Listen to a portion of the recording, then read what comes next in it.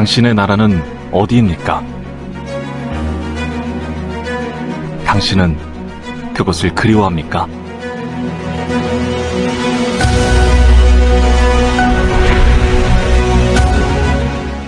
역동적 발전을 이루며 세계 속에 우뚝 선 대한민국은 당신을 기억합니다. 위대한 대한민국의 역사 속에는 180개국 세계 속의 한인, 재외동포가 늘 함께했습니다.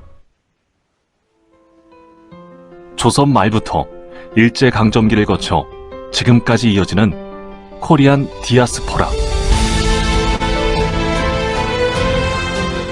재외동포들은 어느 나라에 거주하든 역경과 시련을 극복하며 조국의 독립과 발전을 위해 헌신해왔습니다. 중국에서 독립투사 양성의 요람이었던 신흥무관학교와 육군무관학교, 미국에서 대한민국 임시정부가 세웠던 비행학교, 이들은 오늘날 국군의 기원이 되었습니다. 1960년대 재미동포들이 보내준 3억 5천만 달러, 파독 광부, 간호사들이 보내준 2억 달러는 우리나라 발전의 밑거름이었습니다. 한강의 기적을 이끌었던 구로공단도 제1동포들의 희생과 헌신의 산물입니다.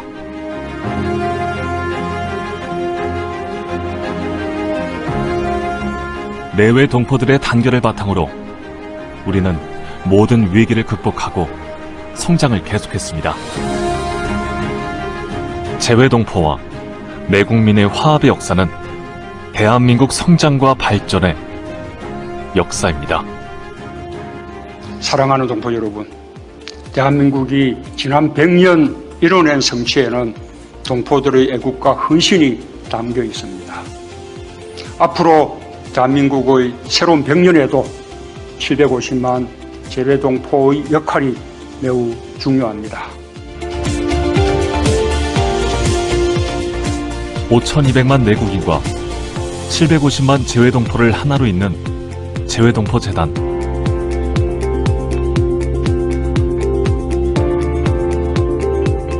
교육사업으로 한민족 정체성을 함양하고, 차세대 사업으로 지구촌 인재를 육성하며, 교류 사업으로 모범적 세계 시민이 되도록 지원합니다.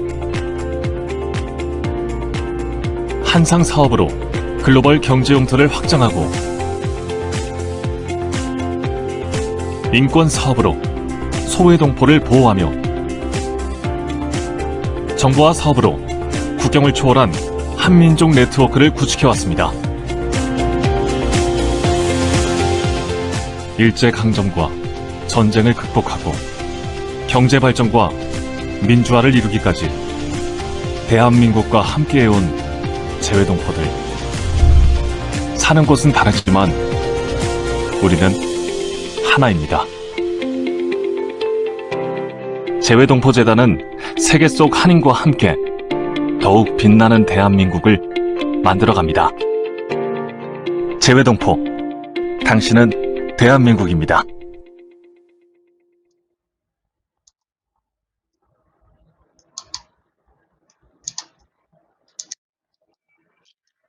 네, 여러분 안녕하세요. 안녕하세요. 안녕하세요. 네, 제가 보이나요? 안녕하세요. 네, 잘 보입니다, 교수님. 안녕하세요. 네, 반갑습니다. 네. 오늘 9월 19일 토요일인데요. 오늘 특강은 조금 특별하게 제2동포재단에서 마련한 프로그램의 일환으로 저희 학부의 귀한 강연자 교수님을 모셔서 특강을 진행하게 되었습니다. 저희가 이렇게 포스터로 여러분들께 이렇게 말씀드린 것처럼 오늘 특강의 주제는 재외동포와 한글 학교라는 주제로 경희사이버대학교의 김지영 교수님께서 특강을 진행해 주실 예정입니다.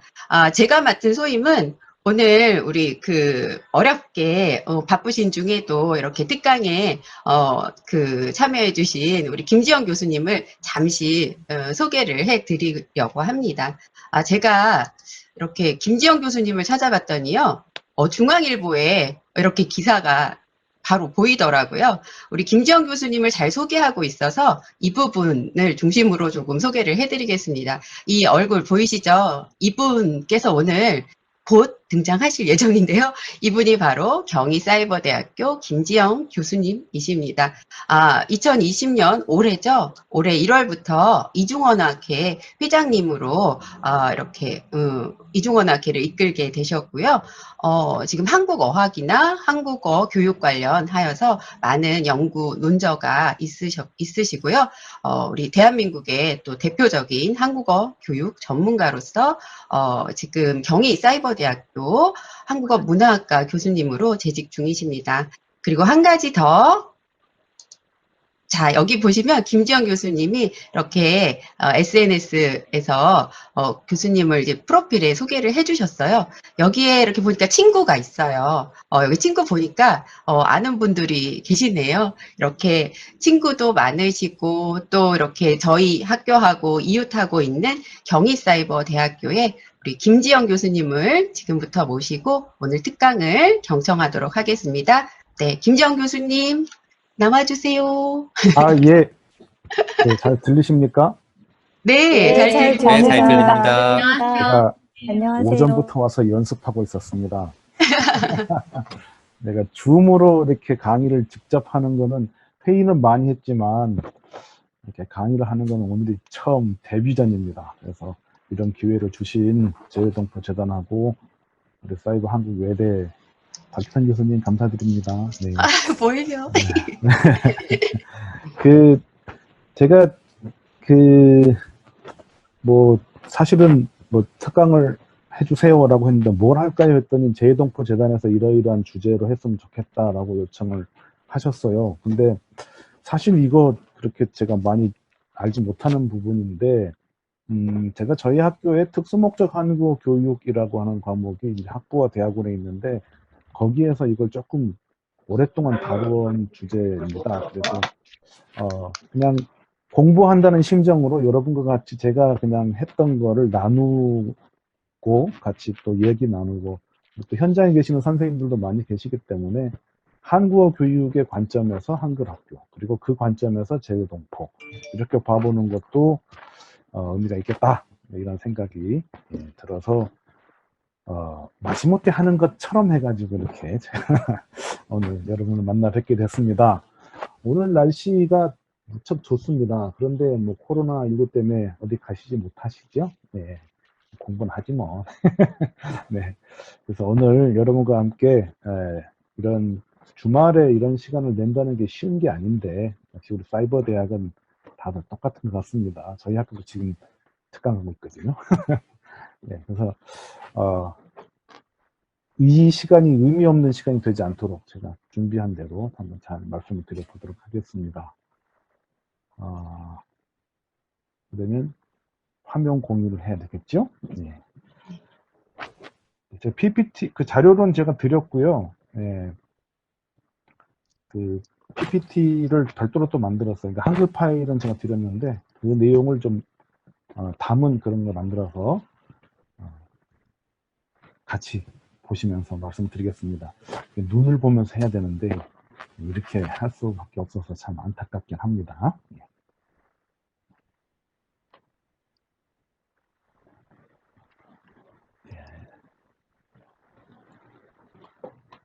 보이시죠? 네, 제외동포와 한글학교 이런 주제가 되겠습니다. 사실은 다들 많이 아시는 얘기죠. 다들 아시는 얘기를 오늘 아마 되풀이하게 될 것 같긴 한데 그래도 잘 알고 있는 거지만 한번 이렇게 뭐라 그럴까요? 되짚어 보면서 문제의식을 다시 한번 이렇게 새겨보는 것도 좋은 기회가 되지 않을까 이런 생각을 해서 한번 이렇게 준비해 봤습니다. 오늘 말씀드릴 것은 일단 제외동포 하는데 그 제외동포라고 하는 그 용어부터 우리가 한번 잘 정리를 해보고 제외동포의 범주에 들어가는 것이 법적으로 또 우리 관념적으로 어떻게 이제 되는지 한번 살펴보고, 그런 재외동포 교육, 재외동포를 대상으로 하는 교육의 어떤 목표, 내용, 그리고 그 대표적인 기관이라고 하는 한글학교에 대해서 쭉 좀 살펴보고요. 그리고 이제 이 재외동포 한국어 교육 이러면 사실은 재외동포 뭐 어르신들을 데리고 한국어 교육을 하겠습니까? 그 후속 세대가 되겠죠. 예, 우리 핏줄을 이어가는 그 후속 세대들을 위한 그 교육이 되기 때문에 그 중심에는 한국어를 쓰지 않는 지역에 가서 우리가 살고 있기 때문에 그 언어를 잃어버리면 정신을 잃어버리고 정신을 잃어버리면 모든 걸 잃는다는 얘기가 있습니다. 그래서 굉장히 그 좀 사명감을 가지고 이런 한글 학교들이 운영이 되고 있는데요. 그 한글 학교의 그 학생들, 그러니까 유치부부터 보통 고등학교까지 있잖아요. 고등학생까지. 그 학생들을 가르치기 위해서 많은 노력들이 있었는데 그 노력이 교육과정이나 교재개발이나 교원 양성이나 이런 쪽에 집중돼서 왔습니다. 그렇게 할 수밖에 없겠죠. 그런 내용들 한번 쭉 살펴보고 이런 게 과연 잘했는지, 잘 된 건 잘 된 거고, 또 부족한 부분 어떤 부분인지를 되짚어서 우리들이 이제 그것에 하는 주체로서 앞으로 뭘 해야 될 것인지를 한번 쭉 살펴보도록 하겠습니다. 자, 그 첫 번째 주제입니다. 재외동포의 개념과 범주는 어떻게 되느냐? 개념. 예. 사전적으로는 재외동포라고 하는 게 뭐 이런 말 쓰죠. 동포, 뭐 교포, 교민, 뭐 이런 말을 씁니다. 뭐 대통령이 해외 그 순방을 하면은 뭐 교민 간담회, 뭐 동포 간담회 이런 많은 용어들을 쓰거든요. 네. 이 동포라는 말과 교포라는 말과 교민이라는 말이 이제 섞여 쓰고 있는데, 그럼 이거는 뭐 다른 말이냐? 다른 대상을 가리키느냐? 아니죠. 같은 대상을 가리키는 다른 말이죠. 그런데 이것이 용법상에서 조금 차이가 있을 수 있습니다. 동포라고 하면 글자 그대로 같을 통자 벨포자니까, 아이들 포자니까 같은 배에서 나왔다. 예. 사실은 조금 넓게 본 거죠, 이거를. 그래서 같은 핏줄을 타고난 사람들, 국내에 있건 국외에 있건 우리는 그냥 다 동포인 거예요. 여러분이 지금 서울 살든 제주도 살든 저하고는 동포인 거죠. 그죠? 그런데 교포라고 하면 얘기가 좀 달라집니다. 이 교자를 쓰게 되면 이제 밖에 나간 거예요. 이 교가 사실은 별로 좋은 글자는 아닙니다. 더부살이 교자거든요. 그러니까 본래 있던 곳에 있지 못하고 다른 데 가서 붙어 산다는 뜻인 거예요. 그런 다른 데 가서 붙어 사는 동포를 줄여서 교포 이렇게 하는 겁니다. 화교 뭐 이렇게 많이 하죠. 교민은 뭐 글자 그대로 역시 다른 데 가서 살고 있는 우리 국민 뭐 이렇게 될 것 같습니다. 그런데 이제 여기다가 그냥 동포, 교포, 교민 하면 뭐 그냥 국내외를 막론하고 우리랑 한 핏줄인 사람들은 동포, 그 중에 해외에 나가 있는 사람은 교포나 교민 이러면 되는데 여기다가 이제 뭘 붙입니다. 해외 교포, 재외 교포, 재외 동포 이게 막 이제 섞여 쓰고 있는 거예요. 그런데 교포라는 말에 교가 밖에 나갔다는 뜻이 되기 때문에 해외나 재외를 앞에다 붙이는 것은 잉여적인 거예요. 불필요하고 쓸데가 없는 거죠. 그런 측면에서 이 해외 교포, 재외 교포는 별로 안 좋은 말. 안 좋은 말이라기보다는 뭐 바람직하지 않은 거죠. 용어상에. 이렇게 사전적으로 봤을 때.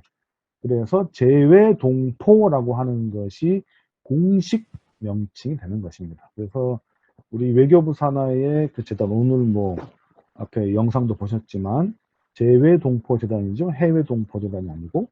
네. 그래서 재외 동포라고 하는 말이 이게 딱 맞다.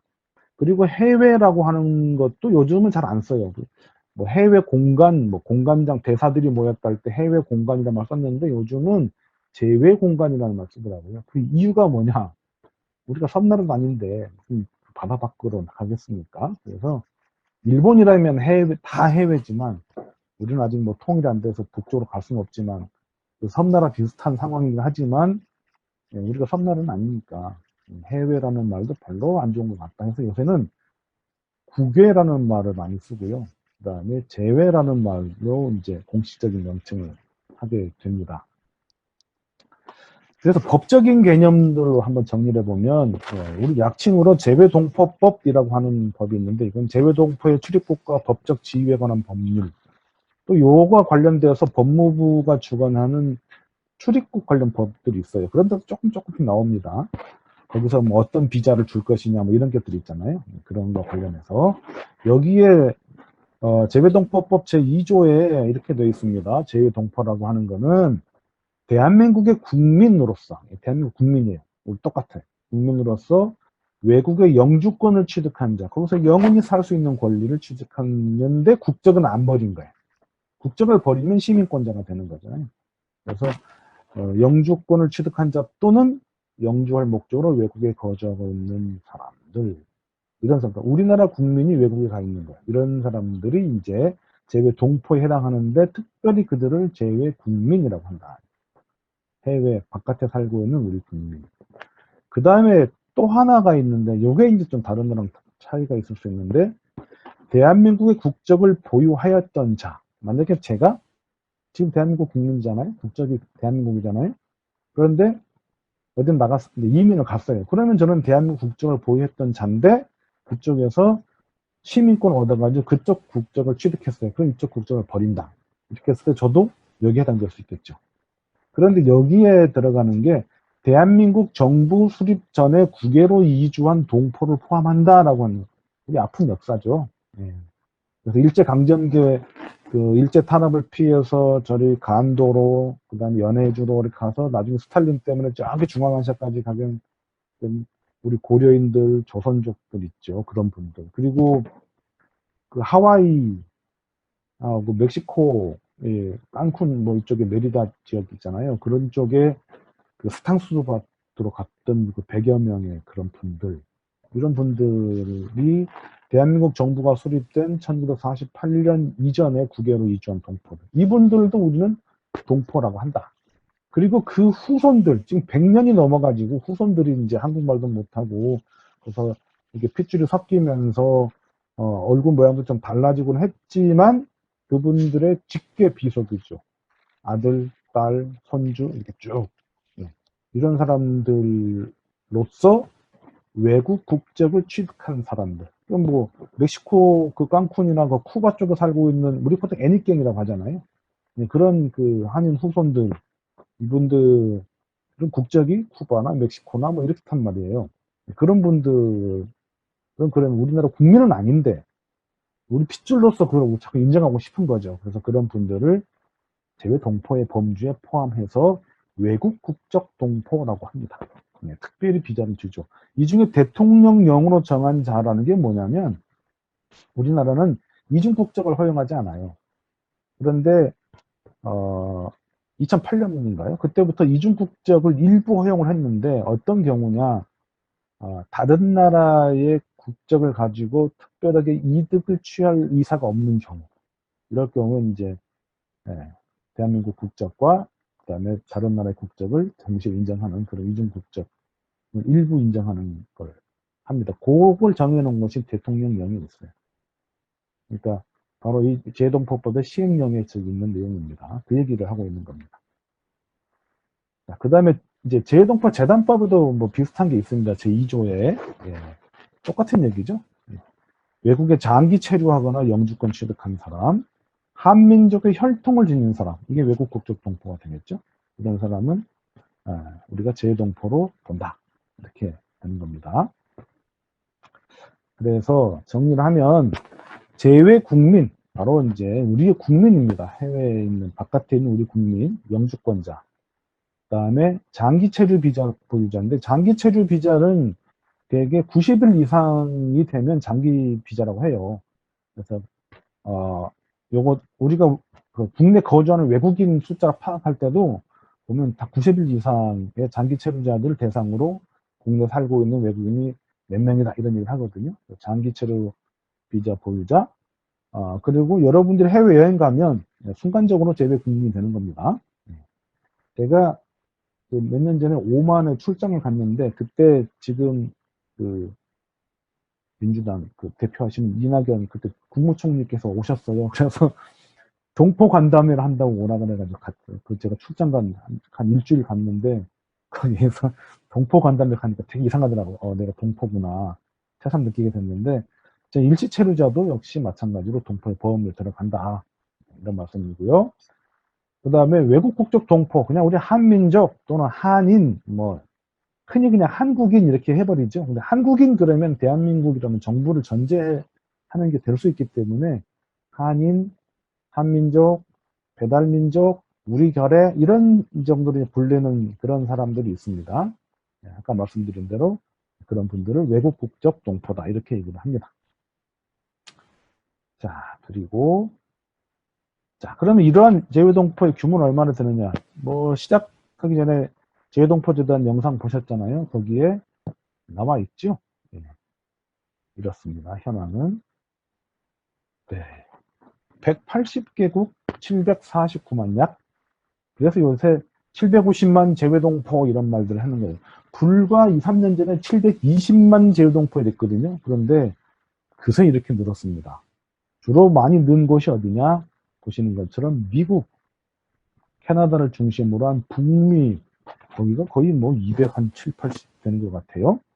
그리고 중국인데요. 중국에 우리가 그 연변 조선족 자치주에 한 200만 있다고 그랬는데 그 200만이 이제 안 된다고 합니다. 국내로 들어오신 분도 많고 또 중국 각지로 이렇게 이주하셔가지고 그런데 전체적으로 봤을 때 지금 계속 감소하는 그런 수준이래요. 그래서 연변 조선족 자치주의가 조금 위기의식을 좀 느끼고 있다는 그런 소식도 들리는데요.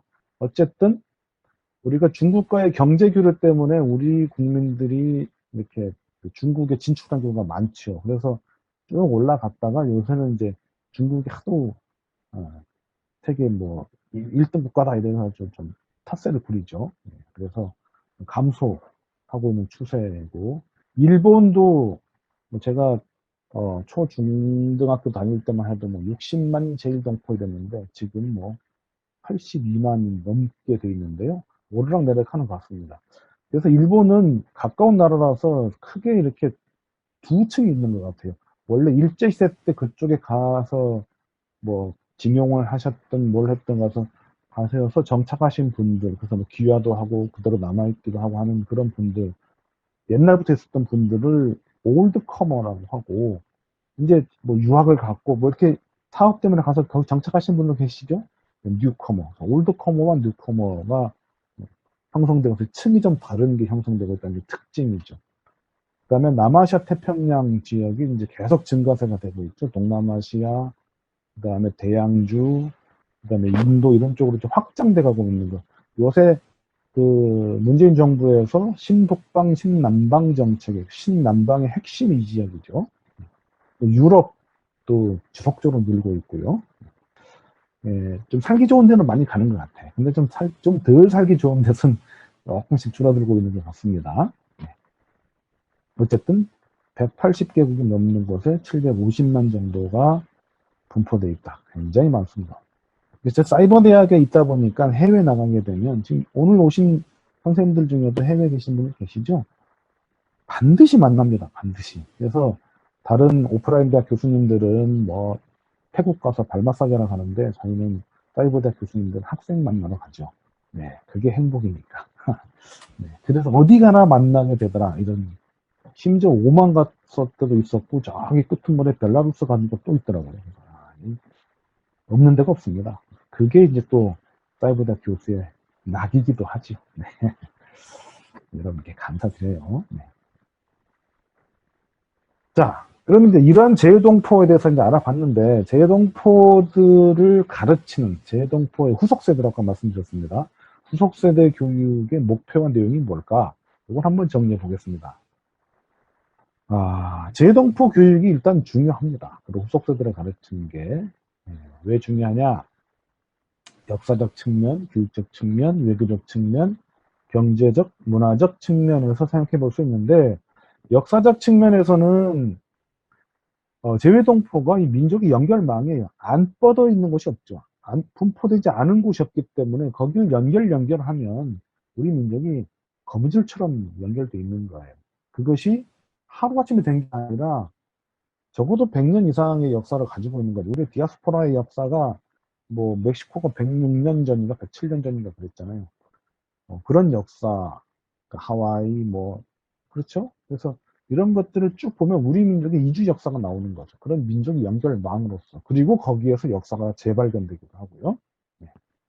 교육적 측면에서는 그 나라에 특화되어 있는 교육을 받은 사람들이잖아요. 그 나라의 언어와 문화와 사회 환경을 잘 알고 있는 인재들이죠. 이런 인재를 뭐라고 합니까? 국제 인재, 글로벌 인재잖아요. 그럼 글로벌 인재들의 네트워크를 만들 수 있어요. 그래서 그 인재들이 우리나라에 들어와서 일할 수도 있고, 우리나라 사람들이 또 그런 인재들과 협업을 해서 나갈 수도 있고. 그래서 인재의 환류, 돌아오고 나가고 하는 이제 선순환이 이루어지는 것이고요. 그다음에 이제 한국어 교육에서도 매우 중요하게 한국어 교육의 확대가 될 수 있는 그런 부분이 되는 거겠죠. 네. 외교적인 측면은요, 당연히 맨파워가 있으니까 이 동포 네트워크를 통해서 한국의 외교적 위상이 지위가 올라가게 되는 거죠.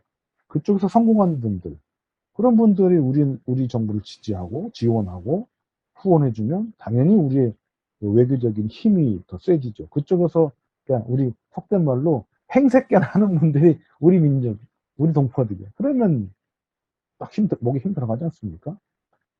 반대로 그런 분들을 지원하고 지지하고 책임져야 되는 것이 또 정부 역할이기 때문에 그런 걸 제대로 하려면 외교력이 있어야 되죠. 그런 데서도 우리가 대개 재동포를 제대로 교육하는 것이 중요하다는 것이고요. 경제적 측면에서 뭐 당연히 뭐 유태인이 뭐 세계를 경제적으로 지배한다 뭐 이렇게 했는데 또 화교들이 또 난리죠. 그 다음에 이제 아랍 상인들, 이게 전 세계적으로 이 되게 유명한 것이 아랍의 상인들. 그래서 우리 뭐 신라시 삼국시대도 저 아랍의 상인들이 한국까지 왔다고 하지 않습니까? 또 유대인들이 뭐 전 세계를 다 경제권을 휘잡고 있었고, 또 중국이 그렇고, 그런데 우리도 못지 않습니다. 그래서 그거를 한상이라고 하죠. 한상. 네, 뭐 옥타 뭐 이런 데도 있지 않습니까? 그래서 한상 네트워크가 강화되고 우리 코트라를 중심으로 해서 해외 개척을 하고 글로벌 비즈니스 협력을 하려면 끈이 있어야 되잖아요. 그 끈이 누구냐? 우리 동포들이죠. 그리고 문화적으로 여러분 뭐 생각나십니까? 문화 이러면 해외, 뭐 제외, 동포, 문화 이러면 한류죠.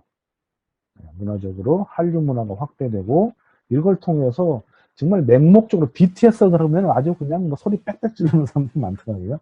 저도 1년간 외국에서 그 연구는 있어봤더니 맨날 그 춤추고 K-팝 춤추고 그래요. 그래서 이 지안파 그냥 막연히 좋은 거예요.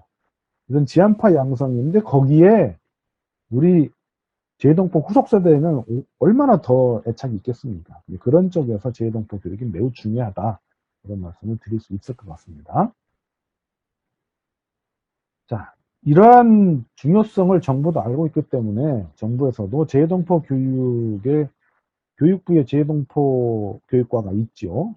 그리고 또 외교부에는 재동포 재단까지 만들어 그렇게 지원을 합니다. 여러 부처에서 지원을 하는데 그 정부가 여러 차례 바뀔 수 있죠. 선거에서 정부가 바뀔 수 있어서 늘 견지하고 있는 재동포 교육의 목표가 있습니다.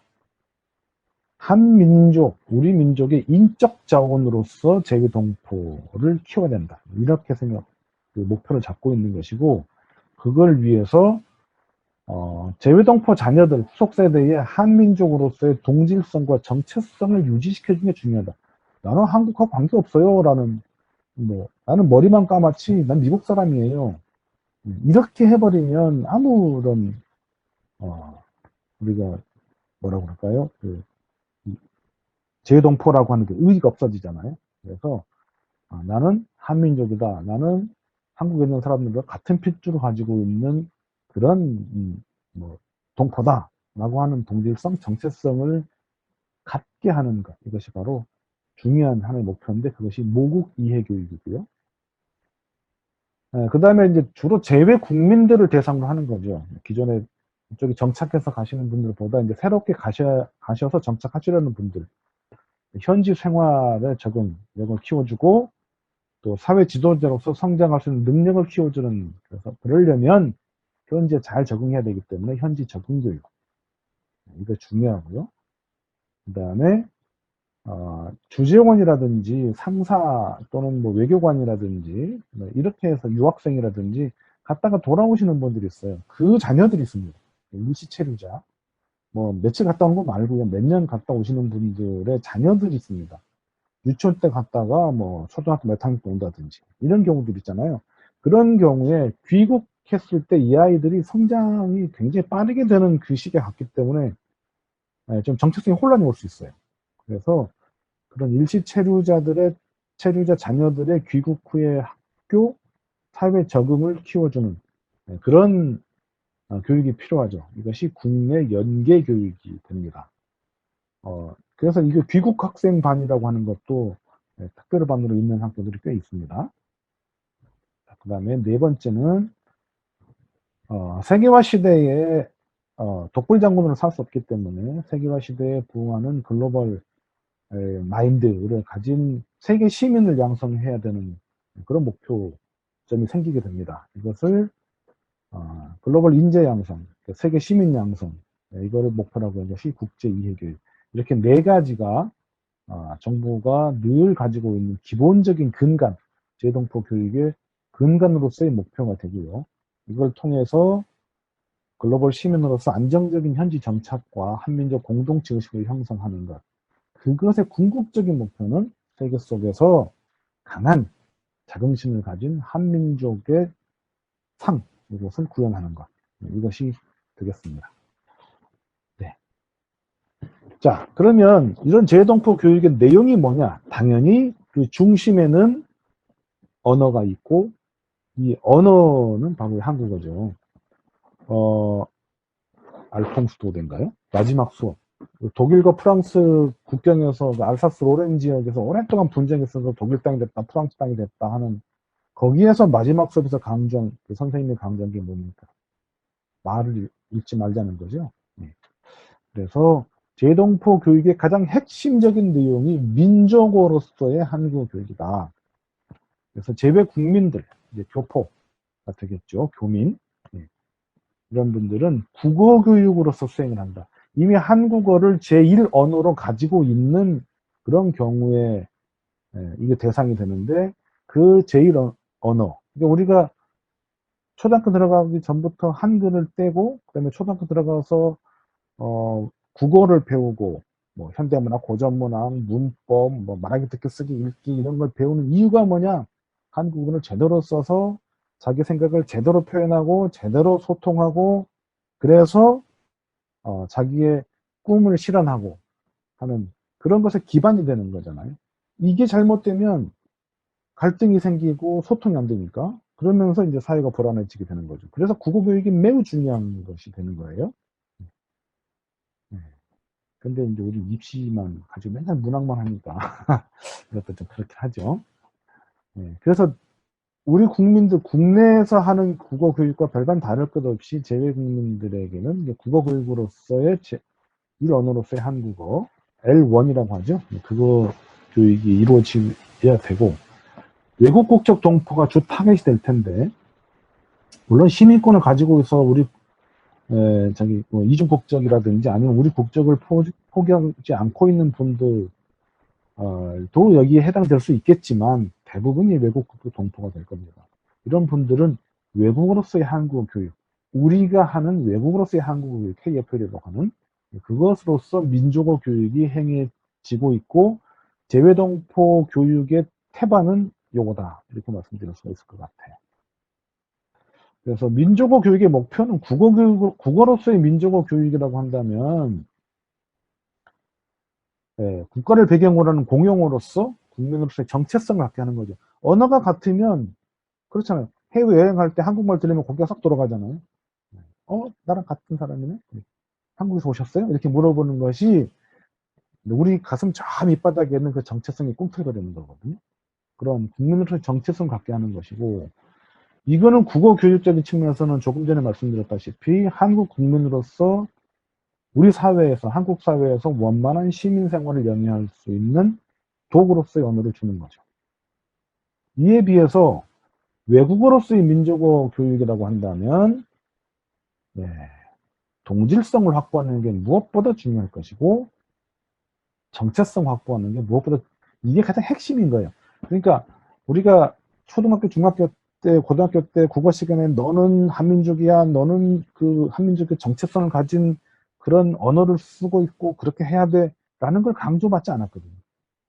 그런데 재동포 교육에서는 이런 것들이 강조될 가능성이 있다 이런 얘기죠. 이러한 재동포 교육의 의의를 몇 가지 살펴보면 뭐 일시체류자들이 좀 몇 년간 이렇게 이제 나갔다 오시는 분들은 안정적으로 현지 적응하는 능력을 키워주는 것이고 귀국 후에 원만한 사회 적응력을 키우기 위해서 이제 국내 연계 교육을 그쪽에 실시하는 거죠. 그런 기회를 주는 거예요. 재동포 교육적인 측면에서. 영주동포, 계속 그쪽에 살고 계시는 분들은 안정적으로 현재 정착할 수 있도록 해주고, 그리고 한민족의 뿌리를 잃지 않는 민족 정체성의 유지, 너무 더 키우는 신장, 그리고 거기에 살기 때문에 거기서 또 나는 한국 사람이야 이렇게만 할 수 없잖아요. 그래서 현지의 사회와 문화 발전에 기여하면서 거기에 서로 동화돼 가면서 이렇게 이제 살도록 하는 그런 기본적인 자세들, 그런 기본적인 소양들 이런 것을 이제 가르치는 것이 바로 재동포 교육의 핵심 내용이 될 것이다. 이런 얘기가 되겠습니다. 자, 그렇다면 이제 거꾸로 입장을 바꿔서 한국어 교육을 하는 입장에서 재외동포는 그러니까 한국어 교사로서 또는 한국어 연구자로 한국어 교육의 연구자로서 재외동포는 어떤 존재인가? 여러 선생님들께 여러 학우님들께 재외동포는 어떤 존재인가를 한번 생각해 보겠습니다. 자, 이 한국 교육계에서의 재외동포는 어떤 이제 위치에 있었냐? 1980년대 중반, 우리 한국 교육의 역사가 언제부터냐? 여기에 이렇게 물어보신다면, 시작을 알 수 없습니다. 라고 얘기하는 게 맞을 거예요. 뭐가 한국어냐? 이렇게 되면, 글쎄요. 삼국시대 썼던 게 한국어인가? 고조선 때 썼던 것도 한국어라고 해야 되나? 주몽은 부여 사람인데, 부여는 지금의 만주 쪽에 있는데, 만주 쪽에 있는 그 언어도 한국어인가? 이런 고민들이 국어사 쪽에서는, 한국어의 역사 쪽에서는 있을 수 있는데, 우리가 어떤 그 한민족이 형성되는 과정에서 자연스럽게 한국어라는 것이 형성되었다라고 이제 생각을 한다면, 그 한민족이 형성되는 그 시기부터, 이게 한민족이 형성됐다라는 얘기는 뭡니까? 한민족이 아닌 다른 사람들이 있었다라는 얘기가 되잖아요. 그러니까 전제로 깔리잖아요. 만약에 그런 게 없었다면, 옆집 아저씨, 옆집 아줌마, 옆집 아이들이 되는 거죠, 이게. 그런데 우리, 너희 말고 우리라고 하는 거. 그 우리가 한민족이야. 배달민족이야. 라고 하는 것이 생기는, 그 집단이 생긴 그 순간, 언어가 소통이 안 되는 그런 집단이겠죠. 그죠? 언어가 소통이 되면 그건 같은 민족인, 같은 집단이 되는 거잖아요. 그래서 그거는 소통이 안 되는 그런, 그러니까 이게 민족이 달라지는 것은 기본적으로 언어가 달라져 버리는 거예요. 여기에는 좀 논란이 좀 있을 수 있지만, 그러면 언어가 다르면, 근데 교류는 해야 되기 때문에 언어가 달라질 경우에 뭐가 필요합니까? 통역이 필요하죠. 그 통역을 하려면 그 말을 하는 사람이 있어야 되고, 그것이 이제 국가적인 집단으로 점점 집단이 커가면서, 시족국가, 부족국가에서 쭉 커가면서, 그것을 전문적으로 하는 사람들을 길러내야 되는 환경이 되잖아요. 그게 이제 외국어 교육이 되는 것입니다. 그런 측면에서 우리 한국의 외국어 교육은 매우 오랜 역사를 가지고 있는데, 현대적인 의미에서 KFL, 이렇게 시작된 것은 그 시점을 1959년 연세대학교 부설 한국어 학당으로 보는 것이 한국 교육의 일반적인 생각입니다. 생각이 다를 수도 있지만 일단 그렇게 돼 있어요. 그런데 그 초반에는 그냥 선교사 중심으로 이렇게 조금 좀 하다가 이게 어느 정도 규모를 갖추면서 한국 교육이라고 하는 것이 1차적으로 도약을 한 시기가 80년대 중반에서 90년대 초반까지인데, 그때 해외 이주가 활성화되면서 이민 1세대들 이후에 1.5세대, 그러니까 미국으로 갔던 사람들, 이런 사람들이 이제 이게 초등학교 때 이민 간 사람들 많잖아요. 70년대 뭐 이런 때, 60, 70년대. 그런 사람들이 가서 이제 한국말 자꾸 잊어버리니까, 예, 엄마 아빠가 너무 안타까워서 한국에 여름방학, 겨울방학 때 보내갖고 한국어 배워와. 외갓집 갔다 와. 이렇게 하는 경우들이 이제 꽤 생긴 거죠. 1.5세대. 그리고 현지에서 태어난 2세대, 3세대가 나오기 시작하니까 그 2세대를 중심으로 또 제1동포를 중심으로 해서 국내에 들어와서 한국어를 배우는 어학당, 대학 부설의 어학당들이 와서 한국어 배우는 그런 경우들이 80년대 중반부터 나타나기 시작해서 1990년대 초반까지 활성화됐습니다. 그리고 국외에서, 그러니까 바깥에서의 한국어 교육은 중국, 러시아, 호주, 남미의 제휴동포가 도약의 핵심을 이뤘고요.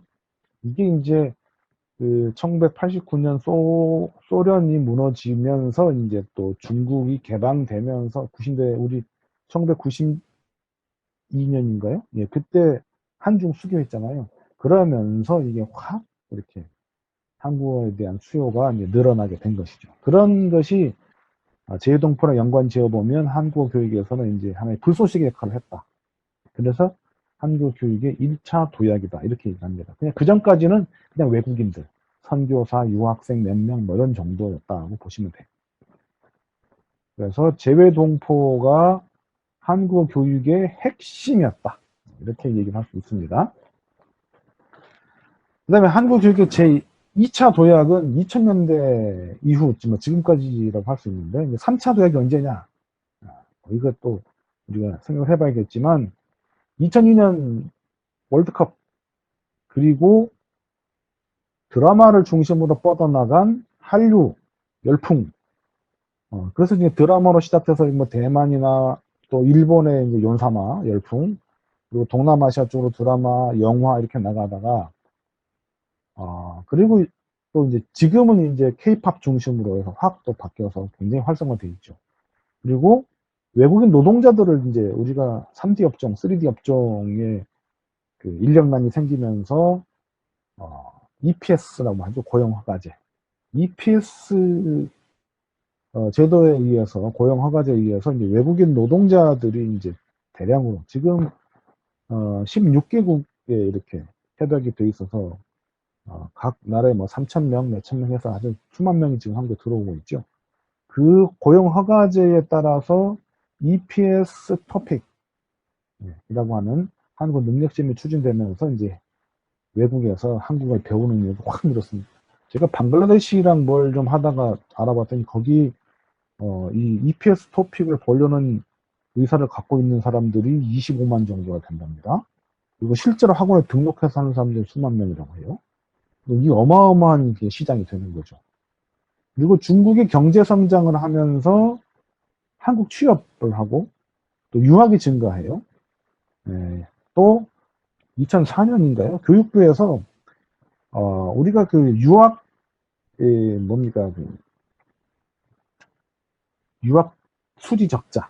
그러니까 한국에서 외국으로 이렇게 유학을 가는 사람들은 한 30만이 되는데 외국에서 한국으로 유학 오는 사람들은 몇만 명밖에 안 되니까 이거 손해잖아요.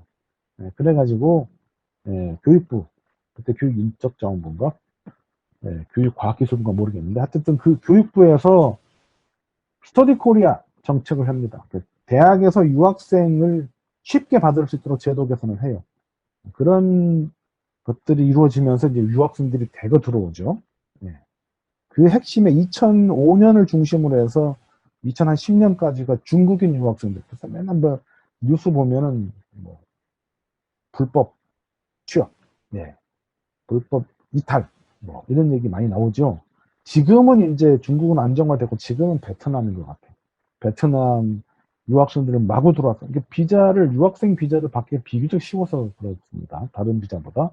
와서 이제 도망가는 그런 경우가 많이 생기잖아요. 어쨌든 그런 부작용이 있음에도 불구하고 이 스터디 코리아 정책을 해서 외국 유학생이 들어오면서 학문 목적 한국 교육이 이제 활성화되고, 그다음에 이주 노동자가 들어오면서 직업 목적 또는 정착 목적의 것이 활성화되고 결혼을 하는 다문화 가정이 생기면서 이제 그런 쪽에 한국어가 생기게 되죠. 그래서 2005년에 이제 한국 교사 양성을 위한 뭐 것만 있는 건 아니지만 국어 기본법이 제정되면서 한국 교사 양성 제도가 생기게 되고, 그래서 2급 자격, 3급 자격, 1급 자격 이런 게 생겼죠. 그리고 1998년에 시작된 KPT라고 하는 한국 능력 시험이 토픽으로 확대되면서 이제 지금까지 60몇 회인가 뭐 이렇게 보고 있지 않습니까? 이런 것이 이제 2000년대 이후에 일어난 일들입니다. 그 역사, 한국 교육 역사로 봤을 때 굉장히 천천히 오다가 지금 확 늘어났다고 볼 수가 있는 것이죠. 이런 상황이에요. 그래서 이게 이제 2000년대 이후에 한국 교육 2차 도약기인데, 이때 1차 도약기의 핵심 불쏘시개 역할을 한 것이 재외동포였다면 2차 도약기는 아니에요. 그래서 상대적으로 재외동포 한국 교육이 좀 정체된, 좀 이렇게 다른 건 앞으로 쭉 가는데 이거는 그냥 머물러 있기 때문에 오히려 뒤처져 보이는 그런 상황에 돼 있는 그런 것이 지금 현재 상황이라고 볼 수 있겠습니다. 자, 요게 저희가 특수 목적이라고 전체 이제 한국어 교육의 전체 흐름을 놓고 봤을 때 이 그림을 이제 우리가 이해를 좀 할 필요가 있는데요. 한국어를 제1 언어로서의 한국어가 있고, 저는 제1 언어가 한국어예요. 그 다음에 외국어로서의 한국어가 있고, 제2 언어로서, 외국어로서의 한국어가 아니라 제2 언어로서의 한국어라고 한다면 어떤 거 같습니까? KSL이라고 하죠. 보통 세컨 랭귀지. 어떤 경우냐면 다문화 가정의 자녀들, 또 다문화 가정의 그 여성 결혼 이민자 같은 경우도 이제 뭐 베트남에서 한국 남자랑 결혼해서 왔다. 근데 그 사람은 베트남어가 일언어지만 한국어는 외국어가 아니라 한국에 정착해서 살아야 되는 그 언어이기 때문에 이건 제2 언어가 되는 거예요. 주류 언어가 되는 거죠. 이렇게 보시면 돼요. 그러니까 해외에서 그냥 한국어 배웠다, 외국어로서의 한국어. 그 다음에 잠깐 한국에 왔다가 갈 건데 그때 한국어 배웠다, 외국어로서의 한국어. 근데 나는 이제 여기서 영원히 한국에 살 거다, 제2 언어로서의 한국어. 이렇게 되는 것입니다. 그래서 제1 언어로서의 한국어는 이거를 교육을 한다면 국어 교육이에요. 그런데 외국어로서의 한국어와 제2 언어로서의 한국어를 가르친다 이러면 한국어 교육으로 봐야 돼요. 국어 교육과는 목적과 목표와 내용이 다른 게 되는 거죠. 이렇게 이제 봐야 된다는 뜻이고요.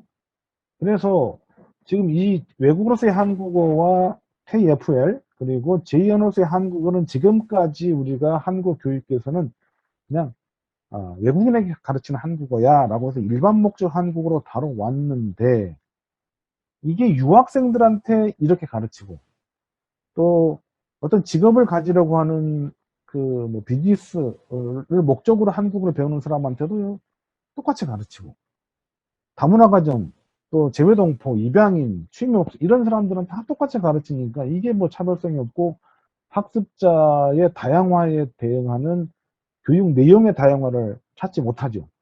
그래서 2000년대 중반, 2010년 되기 전에 특수 목적 한국어라고 하는 것에 대한 관심이 많이 생겼어요. 제가 저희 그 병사이버대는 2009년에 제가 2009년에 사이버대에 왔는데 그때 오자마자 새로 만든 과목이 특수 목적 한국어 교육이란 과목이에요.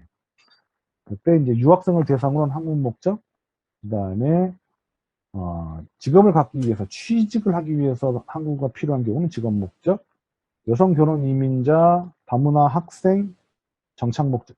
요 정착 목적이나 민족 교육 목적은 제가 붙여봤기 때문에 보통은 뭐 다문화 한국어 교육 이렇게 얘기를 하는데 제가 그냥 이름 붙여봤어요. 그러니까 뭐 쓰기 싫으시면 안 쓰셔도 됩니다. 정착을 목적으로 한국 제2 언어로서의 한국어를 또 공고히 해야 될 경우, 이것이 여성 결혼 이민자, 다문화 학생, 그리고 이주 노동자. 보통 외국인 근로자는 직업 목적으로 많이 다루는데 그 직업 목적으로 다룰 만한 그런 내용들이 아니라고 봐요. 그냥 뭐 일터에서 배우는 몇 개 어휘 정도로 하면서 이것이 별도의 직업 목적이다 이렇게 보기는 어렵고, 이 사람들도 한국 사회에서 적응하면서 살아가는 이런 거기 때문에 이걸 해외에서 배운다 그러면 직업 목적의 일부로 볼 수 있겠지만 국내라면 이거는 정착 목적으로 봐야 되지 않겠니? 적어도 3년 이상 장기체를 하기 때문에. 그다음에 제동포나 입양인들은 정체성, 동질성 이런 것에 초점을 두기 때문에 이거는 민족교육이다. 이렇게 봐서 제가 이것도 이름을 붙여봤고요. 그 다음에 최근에 새로 2016년 요거 자주 이제 언급이 돼서 저도 논문 하나 쓴 게 있는데 한류 때문에 한국어 배우는 사람들, 여행을 목적으로 한국어 배우는 사람들, 시간이 남는데 뭐 좀 언어 하나 배울까 이렇게 해서 하는 사람들. 그러니까 좀 어떤 목표나 목적이 강하게 오지 않고 약간 느슨한 케이스들이 있어요. 재미와 흥미를 위주로 하는 그런 한국어 교육. 그래서 취미 목적으로 이제 많이 불러서 그렇게 분류를 해봤는데요. 이렇게 예전에는 그냥 외국인에게 그냥 한국어를 가르친다, 소통을 위한 도구로서 가르친다라고 하는 그런 일반 목적이 주류였다면 지금 패러다임이 확 바뀌어서 각각의 한국어를 배우는 목적이 다른 학습자가 다양화되면서 그 한국어 교육의 내용과 그 패러다임이 굉장히 다양화되고 있다. 이런 말씀을 드립니다. 그런 패러다임의 전환 속에서 재외동포 한국어 교육에 이제 논의가 된다는 얘기죠. 자, 그래서 재외동포 한국어 교육을 위한 기반 조성이 필요할 텐데 그런 기반 조성은 우리가 재외동포의 존재라고 하는 것을 한번 생각을 해봐야 됩니다. 재외동포는 뭐 750만이라고 했잖아요. 그 중에 이제 모든 그 재외동포들이 다 750만이 다 한국 교육 대상은 아니지만 어쨌든 학습자 집단이 어마어마합니다. 네, 그리고 교사 집단도 어마어마합니다. 한글 학과만 해도 몇만 명 되죠. 그래서 이런 걸 통해서 한국 교육이 대대적으로 확대될 수 있는 거예요.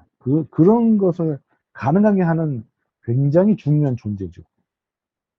근데 이렇게 굉장히 중요한데 이 퍼져 있는 것이 전 세계로 분포되어 있다 보니까 각각의 그 거주하고 있는 지역별 환경이 달라요. 언어적인 환경도 다르고 문화적인 환경도 다르고 그리고 그 환경에 따라서 배우고자 하는 그 한국어 교육의 내용도 달라요. 그러니까 그냥 한국 사람이니까 한국어 가르쳐. 아니면 나는 뭐 한국에서 어학당에서 한국어를 가르친 교사였으니까 가르쳐. 이거 갖고는 안 된다는 거죠. 그러니까 많은 문제들이 생기는 거예요. 엄마들이 그냥 간단하게 가르치려다가 이거 아닌가 봐 해가지고 이제 해외에 사시는 분들이 뭐 사이버 대학에 입학하는 경우도 많죠. 그게 뭐겠습니까? 교수법이 안 맞고 잘 모르고 또 기존에 알던 대로 해보니까 안 되고 국어교육과는 뭐가 다르고 이런 것들이 계속 생기는 거예요. 문제다 문제다 문제다. 그러니까 쟁점이 제기되고 그것이 계속 심화되니까 이걸 풀어줘야 돼. 그래서 거기에 맞는 교육과정이 개발되고 교육 자료가 개발되고 교수법이 개발되고 학습 전략이 생겨나고 이렇게 돼서 연구가 활성화되는 거예요. 네. 불쏘시개다 이런 거죠. 그리고 그렇게 해서 가르쳐서 이게 뭐 이득을 어쨌든 국가가 책임과 역할을 다해야 되는 민족 구성원인 것이고 역동적인 국가의 힘의 원천이 되는 그런 아주 중요한 존재다. 그러니까 어떻게 해야 되겠습니까? 잘 가르쳐야 되겠죠. 그런 얘기입니다. 그래서 재외동포 교육의 기본 철학으로 되어야 되는 것이 민족의 정체성과 동질성 확보, 그래서 모국과 연계를 강화하는 것, 세계 시민으로서의 기본적 바탕을 마련할, 그래서 현지 사회 정착을 지원하는 것. 이걸 하기 위해서는 법적, 제도적 장치 보완, 신설, 다양한 정책 대안의 개발 이런 것들이 필요하다. 이렇게 정리해서 말씀드리겠습니다.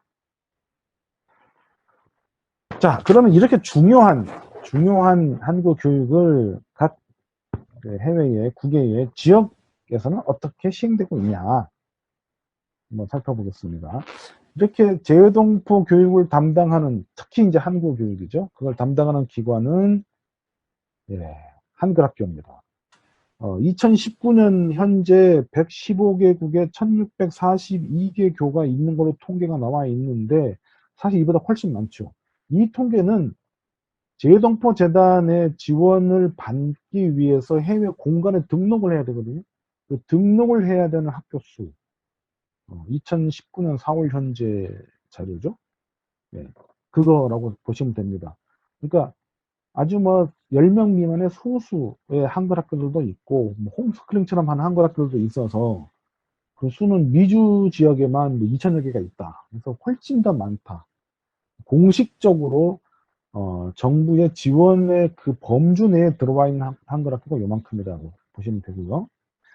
두 번째, 한국 학교는 재외 국민 자녀를 위한 국어교육? 네, 이겁니다. 그래서 14개국에 32개교가 지금 설치가 되어 있는데 이거는 우리 교육부의 학력 인정이 되는 정규 학교예요. 한글 학교는 비정규 학교입니다. 주말에 보통 하는. 근데 한국 학교는 정규 학교고 여기 교장 선생, 옛날에는 이제 교사들도 파견했는데 지금은 아마 관리자 쪽을 파견하는 것 같아요. 그래서 현지에서 이렇게 많이 교사 수급을 하고 교장 선생님들이 주로 파견이 된다. 그 정식 학교다. 그러니까 이것이 한국 정부가 그 설립 자금을 대서 하는 데도 있고 현지 한인회가 설립을 해가지고 마치 사립학교처럼 정부의 인가를 받아서 운영하는 데도 있고 이렇게 합니다. 여기서 하나 조심하실 것은 미국 지역 그 낙스 같은 데를 보면 여기 재미 한국학교연합회인가요? 협의회인가? 어쨌든 그렇게 돼 있잖아요. 그때 한국학교는 그러니까 여기서 말하는 지금 제가 말씀드리는 정부의 인가를 받은 한국학교랑 달라요. 그냥 그거는 한글 학교의 이름이 한글 학교도 있고 한국 학교도 있고 한인 학교도 있고 어린이 학교도 있고 그것을 저희가 공식 명칭으로 비정규 기관이면서 주말을 이용해서 하는 임의적인 그런 교육기관 여기는 한글 학교로 통칭을 합니다. 그렇게 알아두시면 되겠고요. 한국 학교는 정식 학교다. 초, 중, 고 과정을 하는 정식 학교다. 이렇게 알아두시면 됩니다. 그게 14개국에 32개국가 있는 걸로 통계가 돼 있고 한국교육원은 26개국에 38개소 교육부에 소속되어 있는 산하기관이고 해외에 한국 학교를 지원하기 위한 것, 그 다음에 이제 요즘은 이제 약간 통폐합이 돼서 일부 이제 한글 학교들도 지원하고 있는데 26개국에 38개소고 여기에서 직접 한국 교육 프로그램을 운영하기도 합니다. 문체부 산하에는 한국문화원이 있고 교육부 산하에는 한국교육원이 있어서 각각 한국어 교육을 해요. 그런데 요즘 이게 이제 좀 너무 각 부처마다 경쟁적으로 한다 그래갖고 브랜드를 통합하죠. 정부의 공식적인 그런 한국교육기관 학교 말고 그래서 그거는 세종학당으로 이제 브랜드 통합을 해가고 있어요. 그래서 이미 나가 있는 한국문화원도 한국문화원 세종학당, 한국교육원도 한국교육원 세종학당 이런 식으로 해서 세종학당 프로그램으로 이제 이렇게 합쳐가는 그런 과정에 있는 것이다. 그렇게 보시면 되겠습니다. 어쨌든 여기에도 한글 학교가 없거나 한국 학교가 없거나 근데 한국 교육원이 있으면 와서 한국어를 여기서 배우게 되는 거죠. 그렇게 이해하시면 되겠습니다. 이런 정도가 이제 기관별로 재외동포 중요한 교육기관이다 말씀드리고요. 이걸 조금씩 자세히 보면 미국 지역 같은 경우에 이게 이제 한글 학교가 미주 재동포 교육의 근간이 됩니다. 낙스, 뭐 코사, 뭐 이렇게 있잖아요. 그래서 주로 종교기관, 교회, 성당, 사찰 같은 종교기관에서 주말 학교 형태로 운영이 되고요. 학생들은 주로 재동포 아동 청소년들이고 교사는 아동 청소년의 부모들, 한국 유학생들, 특히 이제 교회 교인들, 그리고 한국에서 교사 경험을 했던 분들이 이제 1순위로 막 꼽혀가는 것 같더라고요. 그렇게 이제 미국 지역이 되겠습니다. 중국은 조금 복잡합니다. 중국은 조선족 동포 자녀들이 대상이 될 수 있고, 재외국민 자녀가 대상이 될 수 있죠. 그래서 이들을 대상으로 하는 것이 조선족 학교. 거기 이미 일제 때 그쪽 이주해서, 우리 뭐 윤동주 시인도 거기에서 학교 다니고 그랬잖아요. 그래서 그런 조선족 동포들을 가르치는 학교가 조선족 학교죠.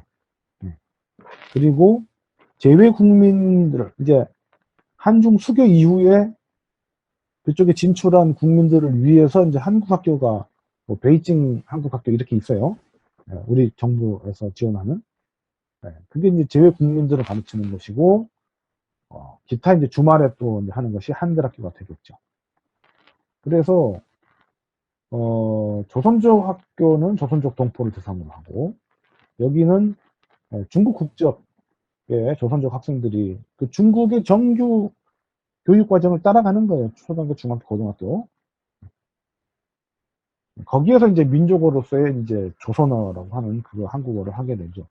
대학에서 여기에 이제 교사들은 뭐 연변 사범대, 연변대 사범, 대학 이런 데서 소학교, 중등학교, 중학교, 고등학교 교원을 양성하게 되는 거죠. 재외국민 자녀들을 대상으로 한 것은 한국 학교인데 똑같습니다. 재외국민 자녀고 교사들은 정부 파견 교원들이 중심이 되는 것이죠. 그리고 이런 거 구분 없이 주말에 재외동포 그러니까 조선족 동포 자녀라든지 재외국민 자녀들 모아서 주말에 하는 것이 한글 학교가 됩니다. 그래서 한국 학교 교원이나 현지에 거주하는 한국인들이 교사를 하고요. 그 다음에 CIS 지역입니다. CIS 지역은 중앙아시아, 저기 뭐 유럽, 옛날 그 구소련 지역이죠. 여기는 주로 한국 학교, 그리고 한국 교육원, 한글 학교, 이렇게 있는 것 같아요. 그래서 뭐, 제가 알고 있는 뭐, 키르기스탄 한국 교육원도 거기 뭐 한 1000여 명의 학생들이 있는 걸로 알고 있는데, 거기 뭐, 주로 이제 그쪽 그 현지인들이지만 거기에 고려인들이 상당수 많이 있다 하는 거죠. 그래서 한국 학교는 똑같습니다. 그런데 한국 교육원이나 한글 학교, 특히 한글 학교는 고려인 후손, 약간 비하적인 거라서 안 쓰지만 까레이스키라고 하는 고려인 후손 중심, 그리고 현지인들이 많이 들어갑니다. 현지인들이 많이 들어가요. 왜냐하면 그 교육기관이 없어서 한국어를 배울 수 있는 교육기관이 지금 굉장히 넓은 지역인데 조금밖에 없으니까 이런 한글 학교에 현지인들이 한국어 배우고 싶어요. 한류 때문에. 그리고 재외 국민들이 주재원이 갔는데 거기 한국 사람이 없어요. 저기 뭐 다른 게 없어요. 그런데 한글 학교가 있어. 그러니까 거기 가서 배운다는 거죠. 근데 여기에 교사들이 이제 주로 그 고려인 4세, 5세 뭐 이렇게 되니까 한국은 잘 못해요. 그러니까 잘하면 중급 3급, 4급 정도 이 정도의 수준을 가지고 한국어를 가르치게 되는 그런 문제가 생기는 거죠. 자질 문제가 있고 또 숫자적으로 부족하고 그것이 CIS 지역의 특징이다 이렇게 이제 얘기할 수 있습니다. 그 다음에 일본 지역인데요. 일본 지역은 정규 학교, 그 다음에 대한민국 거류민단, 주로 줄여서 민단이라고 하죠. 그래서 민단계 학교, 그 다음에 조청년, 조청년계 또 민족학교, 그리고 이제 학급 형태로 운영되는 민족학급, 이런 데서 이제 한국어 교육이 일부 이루어집니다. 민단계, 총년계, 그 다음에 민족학급 형태로 이루어지고 있습니다. 그래서 민단계는 일본의 정규 교육 과정을 하는데, 거기 어쨌든, 그러니까, 우리 국외에 있는 한국 학교 같은 거라고 보시면 되죠. 거기 정규의 그 지역의 걸 따라가면서 한국 교육을 하고 있는 거고, 당연히 총연계는 국어 교육을, 제가 국어 교육을 하겠지만 그쪽에서는 조선어라고 하겠죠. 민족학교, 이것은 공립학교의 특수교육기관으로서 이것이 일부 이루어지고 있다고 합니다.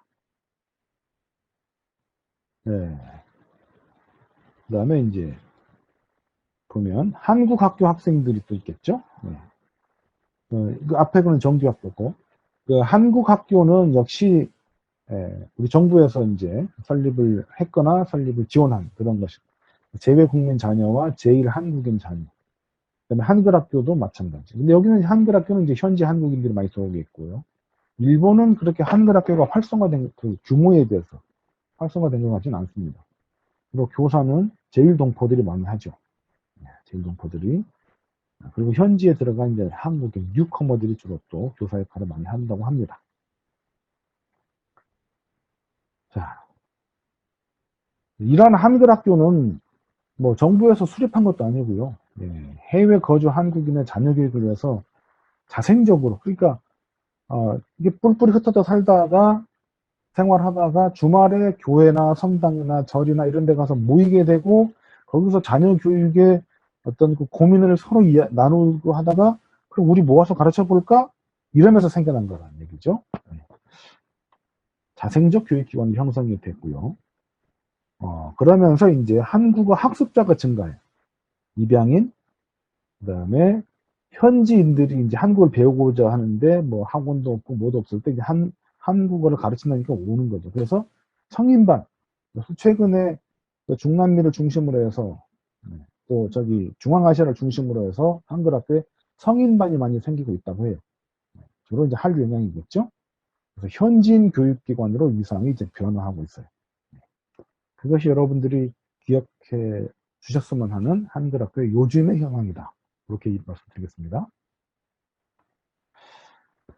자, 그러면 이 재외동포 한국 교육이 이제 이렇게 지금 한글 학교를 중심으로 해서 한국 학교, 한국 교육원을 를 중심으로 이제 이루어지고 있고 또 일부 세종학당에서도 이제 이루어지고 있는 것 같은데요. 이런 재외동포 한국 교육을 위해서 해결해야 될 과제가 어떤 것들이냐? 그거 한번 정리해 보겠습니다.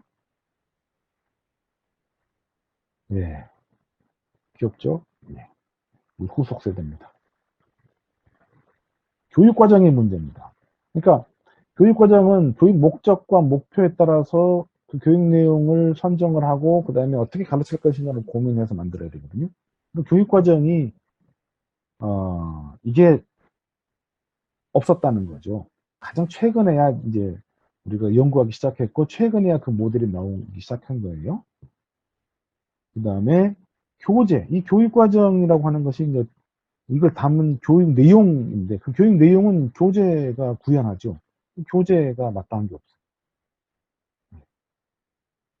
그 다음에 이거 제대로 가르칠 수 있는 능력 있는 교사, 여러분과 같은 능력 있는 교사가 교사 확보가 어렵죠. 그리고 교수법. 한국말 안다고 한국을 잘 가르칠 수 있는 건 아니잖아요. 그러니까 또 한국어 교육을 했다고 해서 모든 학습자를 다 잘 가르칠 수 있는 것도 아니잖아요. 그래서 그게 학습자와 학습자의 목표와 이런 것에 맞게 제대로 가르칠 수 있는 교수법의 문제, 이런 것들도 상당히 큰 해결 과제로 대두하죠. 그 중에서 오늘은 다 할 수 없으니까 그러면 얼마나 어떻게 무엇을 언제 어떻게 가르쳐야 돼, 이런 것을 고민하는 교육과정에 대해서 한번 얘기를 해보고 그런 교육과정을 담은 내용으로 교재 정도 어떻게 지금 되고 있는지 한번 현황을 살펴보는 그런 정도로 살펴보고 마무리를 하도록 하겠습니다. 재외동포를 위한 표준 한국 교육과정을 개발했다고 하는데 그 개발의 의의가 뭐냐, 표준이라고 하는 것이 과연 합당한 거냐, 이런 고민이 있을 수 있죠. 재외동포 한국 교육과정 개발의 의의를 살피기 전에 먼저 개발 현황을 보겠습니다. 자, 이것이 재미 한국학교 협의회, 이게 նակ스입니다. 아마 미국에 있는 그 한글 학교들의 그 모임, 연합회 형태의 협의회인데요. 1992년에 표준 교육과정을 만들었고 이것을 2012년에 개정을 했어요. 그래서 지금 현재 이것에 따라서 이제 북미의 그 한글 학교들은 한글 학교 운영을 이렇게 하는 것 같습니다. 재미 한인학교 교육과정이라고 해서 1992년에 재미 한국학교 협의회에서 만들었고 이것을 개정한 것이 금방 지금 저 책자 형태로 지금 소개되어 있는데 재미 한국학교 협의회 표준 교육과정 이렇게 만들어졌고 우리 정부에서는 2002년과 2004년에 교육부 산하의 한국교육과정평가원, 우리가 수능시험 보면 되죠. 한국교육과정평가원으로서 재외동포용 한국어 교재 개선을 위한 교육과정 개발 연구.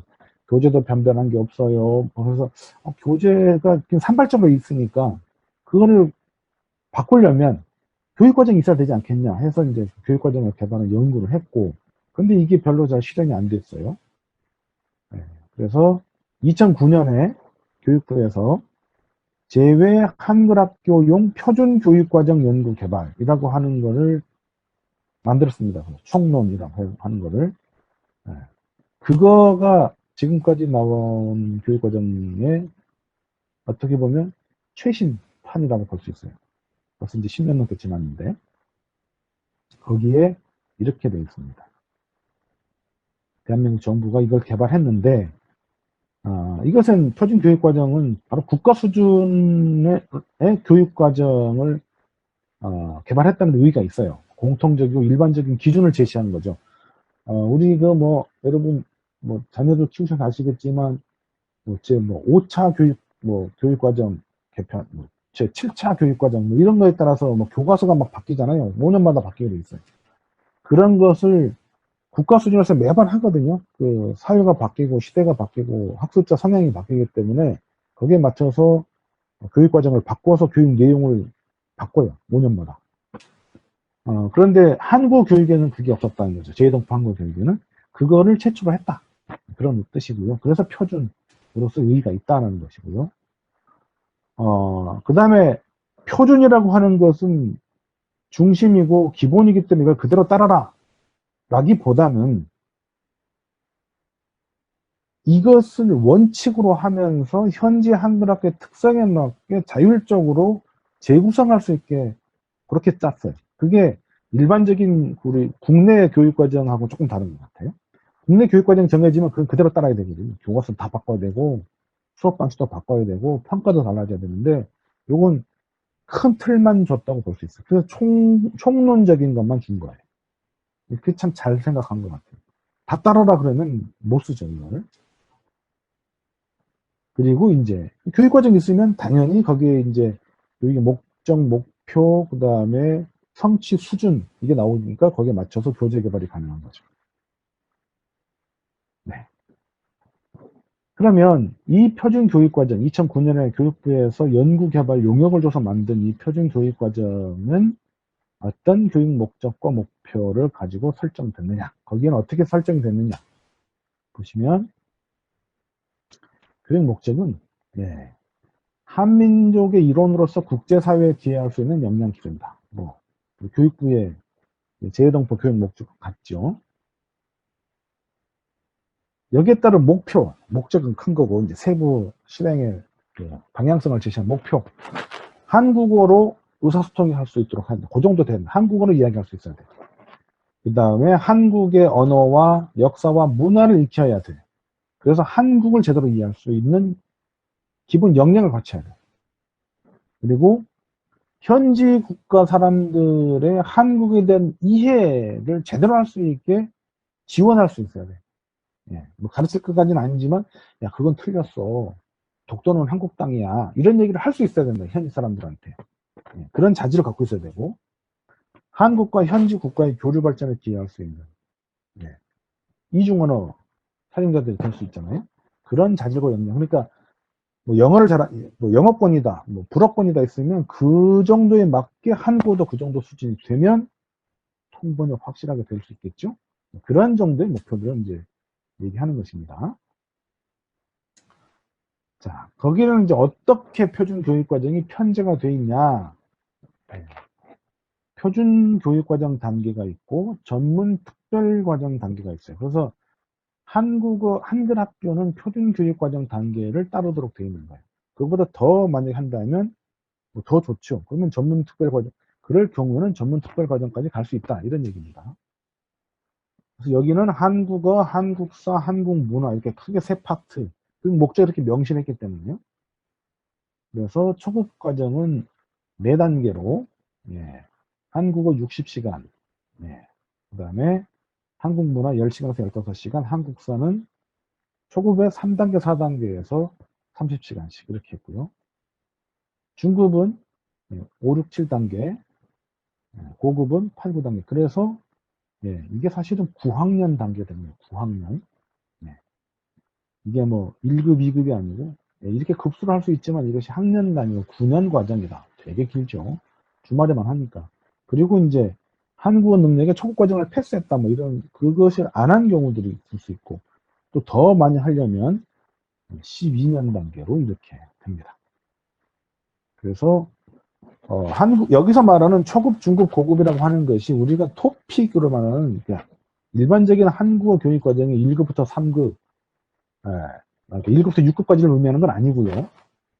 토픽의 초중 고급이 1급부터 3급 정도까지 과정이다. 그리고 이것보다 더 전에 나왔던 제동포형 교육과정이라고 하는 2004년 연구과제가 있잖아요. 거기에서는 1급부터 7급 정도에 맞췄다 그래요. 그래서 여기서 말하는 초중 고급이라고 하는 것이 한국어 교육의 일반적 등급 체계, 토픽 1급부터 6급까지를 말하는 건 아니다. 이렇게 생각을 해주시면 좋겠습니다. 그 다음에 낙스의 표준 교육과정은 미국이라고 하는 특별한 환경에 있는 한글 학교들에게 적합하게 만든 거겠죠. 그래서 거기는 인문, 기초, 초급, 중급, 고급이고요.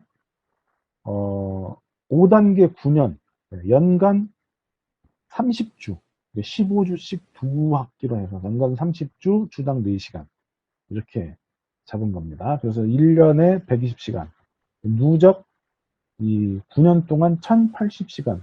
사실은 우리가 그 1년, 우리 보통 어학당이 40주 이렇게 해서 주당 20시간 이렇게 해가지고 800시간 정도를 1년에 잡잖아요. 그 800시간이 뭐로 잡은 거냐면 800시간 정도 하면 토픽 4급을 받을 수 있는 기준이에요. 그러니까 9년을 해가지고 이렇게 하는데 이게 주말에만 하기 때문에 시수가 800, 예를 들어서 7년을 했다. 그럼 840시간 했으니까 토픽의 4급은 무난히 돼야 된다. 이게 아닐 수도 있는 거죠. 그리고 한국어, 한국문화, 한국사를 몽땅 합쳐서 540시간이니까 한국어만 하는 시간으로 한다면 9년을 다 해도 이게 안 되는 거예요. 그래서 최소한의 시간이다.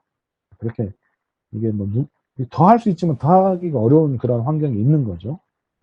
문문을 머금고 이렇게 짜신 것 같습니다.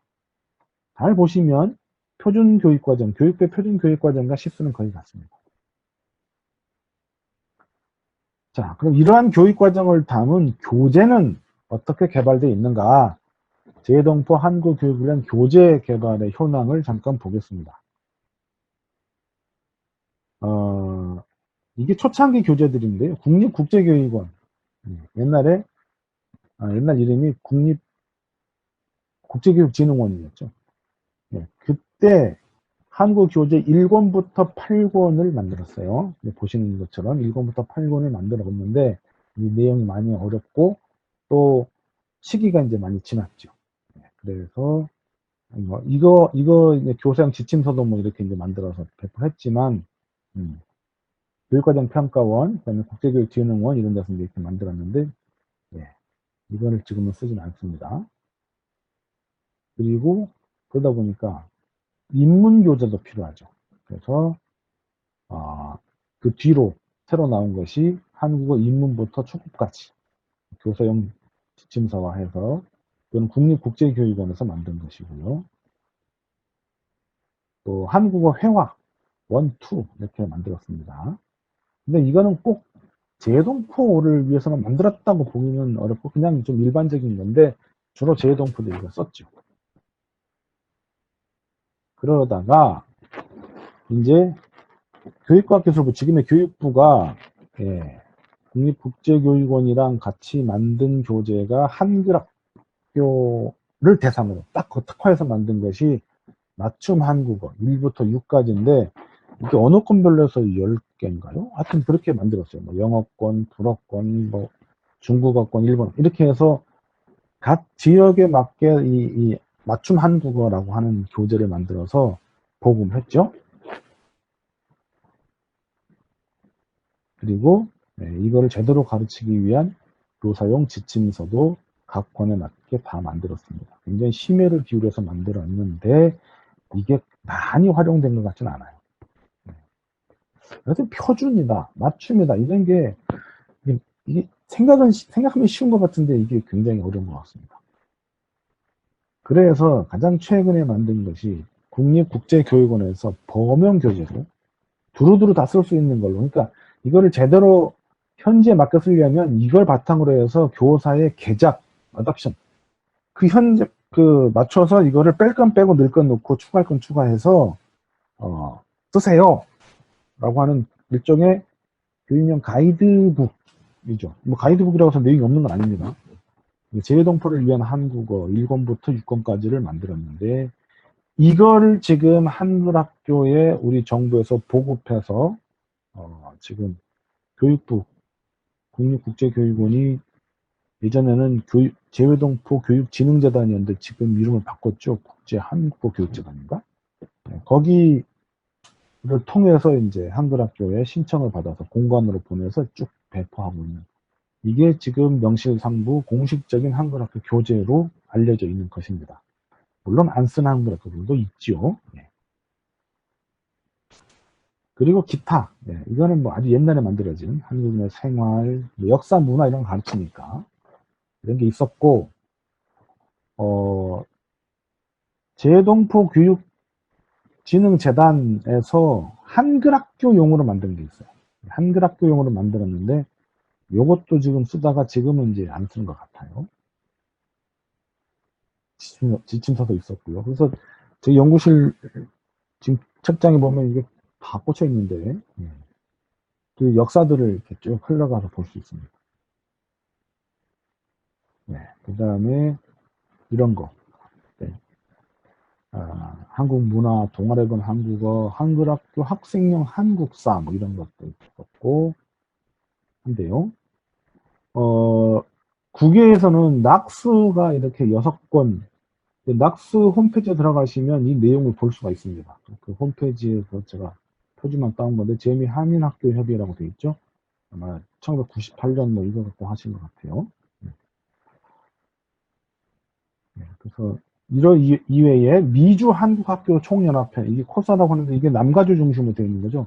그래서 재미있는 한국어 1부터 8 했었고, 한국문화연구재단이라고 하는 배우기 쉬운 한국어 1, 2 이렇게 추가적으로 교재들을 만들어 놓은 게 있습니다. 자, 이런 교재를 가지고 학생들하고 만나는 한글학교 교사 양성 체계는 어떻게 갖춰져 있느냐? 사실 안 갖춰져 있었죠. 안 갖춰져 있었는데 재동포 재단을 중심으로 해서 이제 갖추기 시작했습니다. 교사 양성의 현실. 네. 교육의 수요는 많은데 비해서 교사의 수가 현재 부족하다 이렇게 말씀드릴 수 있고, 또 유능한 교사 양성을 위한 교육기관이 제대로 갖춰져 있지 않다. 없어요. 네. 그리고 미국이나 중국 등에서는 자체적으로 교원 양성 프로그램을 이제 운영하기도 하는데 잘 없죠.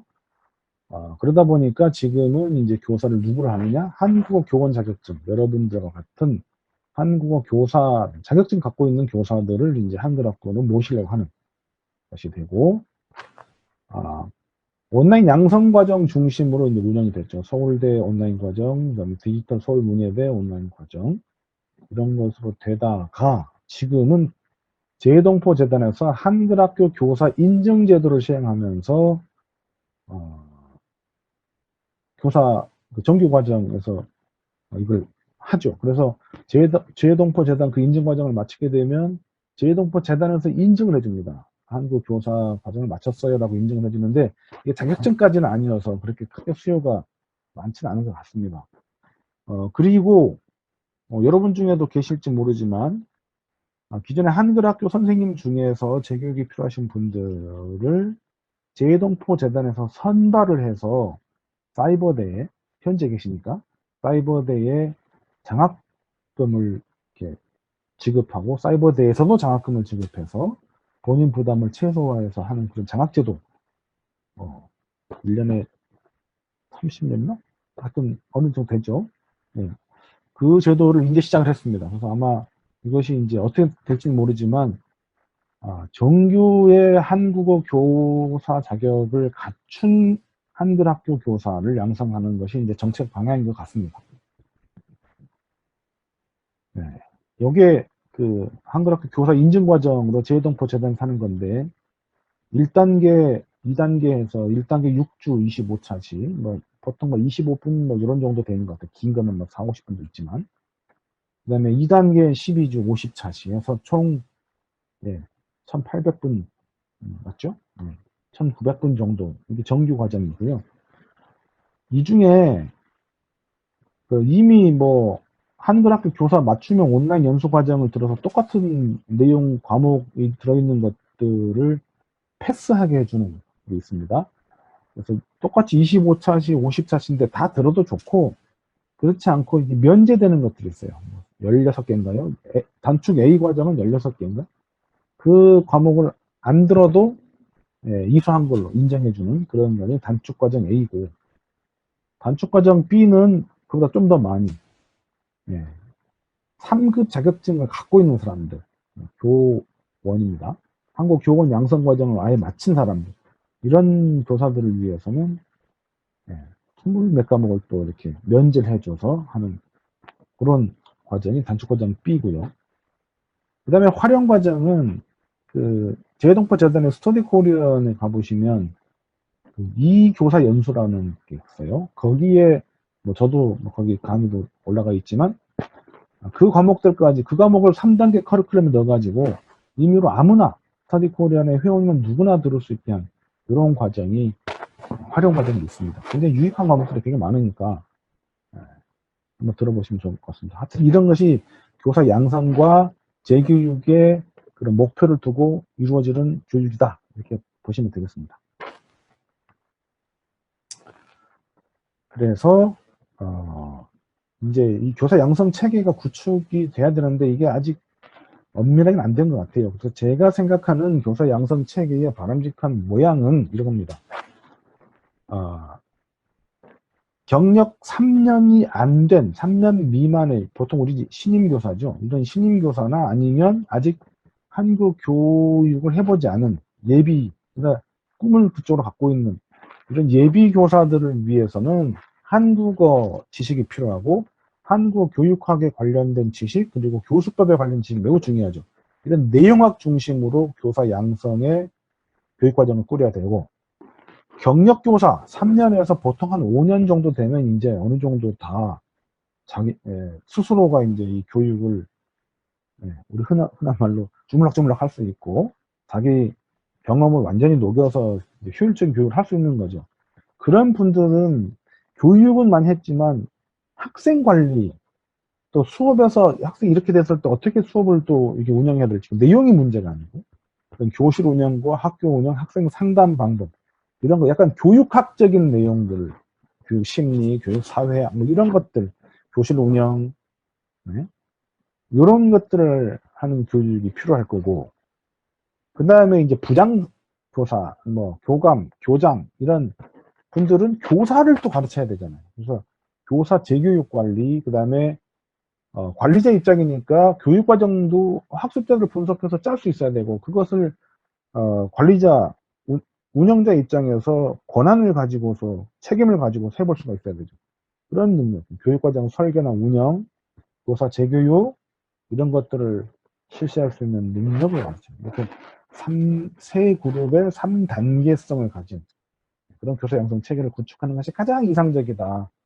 이렇게 생각하는데 이렇게 지금 안 되고 있고, 지금 대부분은 예비 신임교사 과정 정도로 이해되는 내용들이 있고요. 경력교사 과정이 이제 막 교사 워크숍이니 뭐 재동포전단에서 하는 초청 연수가 대부분 또 이런 것들이죠. 섞여 있는 그런 성격인데, 그리고 이제 교장 선생님들 연수가 이제 관리자 연수 쪽에 해당된다고 보겠습니다.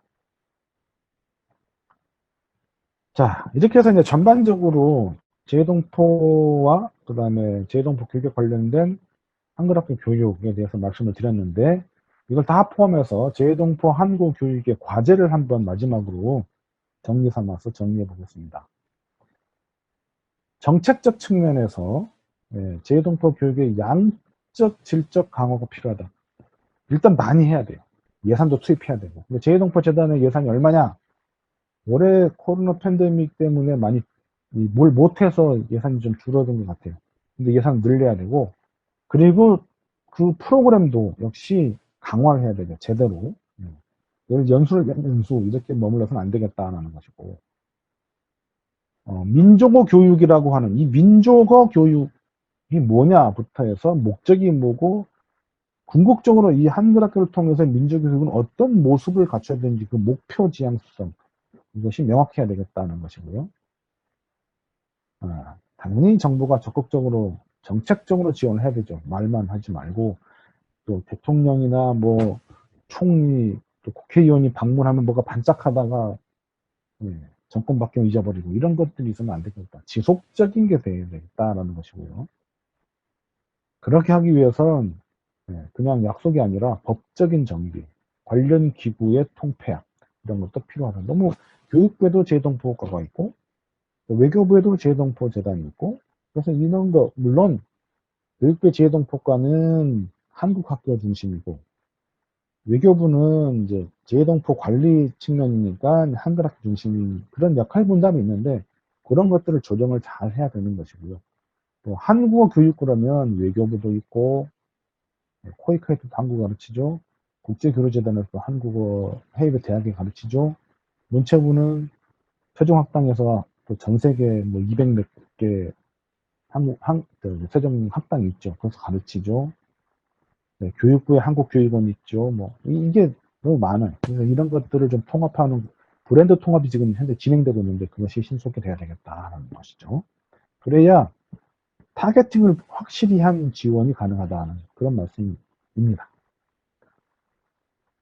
그리고 한국어 교육 측면에서는 한국어 학습에 대한 유인책 배우면 뭔가 좋다 이게 돼야 되는 거죠. 유인책이 필요한 이런 뭐 장학금을 준다든지 뭐 한국 초청을 더 한다든지 뭐 이런 작은 거 큰 거 가리지 말고 유인책이 다양하게 마련돼야 되겠다는 것이고 교재 개발을 이 지금 그 우리 교육부에서 만들어서 또는 어느 기관에서 만들어서 이렇게 배포하는 걸 중심으로 가고 있는데 사실은 제가 교재 개발의 경험도 있고 뭐 하지만 뭐 해외를 어떻게 다 합니까? 그래서 교재 그 물론 연구해서 다 그 조사를 하지만 실제 그 밑바닥 바닥의 어떤 그 니즈는 잘 모를 수 있거든요. 그래서 현지 사정에 부합하는 교재를 개발하기 위해서 현지에서 개발하는 교재에 대한 지원이 필요하지 않겠냐는 생각도 하고요. 교수법도 마찬가지고요. 수업의 스타일이 그 지역마다 달라요. 나라마다 다르고 언어마다 다르더라고요. 멕시코에서 가르칠 때와 저기 아프리카에서 가르칠 때와 동남아에서 가르칠 때 중국에서 가르칠 때 다르죠. 유럽에서 가르칠 때 학생들이 워낙 또 질문도 많은데 동남아 쪽 가면 다 부끄러워해가지고 뭘 없어. 중국 가면은 다 일방적 수만 받으셔서 가지고 질문도 안 해. 참여도도 낮아. 이랬을 때 어떻게 그것들 유도하고 어떻게 교수법을 적용할 것인지에 대한 것이 필요하고 이걸 제대로 하기 위한 교사 양성과 재교육이 필요하다는 것이죠. 그리고 가정 내에서 민족어 교육 강화, 부모의 관심, 그리고 교사 구하기 어렵고 뭐 하니까 우리 사이버대학으로 많이 오시고 또 사이버대학에서 그런 교육을 담당하게 되는 원격 교육의 활성화 그리고 지역마다 언어 규범 띄어쓰기 다르고 맞춤법 다를 수도 있으니까 언어 규범의 통일 이런 것들이 우리가 신경 써야 되는 부분이다. 교사로서 여러분들이 이런 것들에 관심을 갖는 것이 참 중요하겠다. 이렇게 해서 몇 개 적어봤습니다. 네. 자, 제가 1시간 반 동안 쉼없이 혼자만 떠들었는데 지루하시죠? 네, 여기까지 제가 화면 공유를 하고 제가 지금까지 말씀드린 내용에 대해서 여러 학우님들 질의 받고 제가 아는 범위 내에서 모르면 모른다 그러고요. 아는 범위 내에서 답변 드리는 그런 시간을 가져볼까 합니다.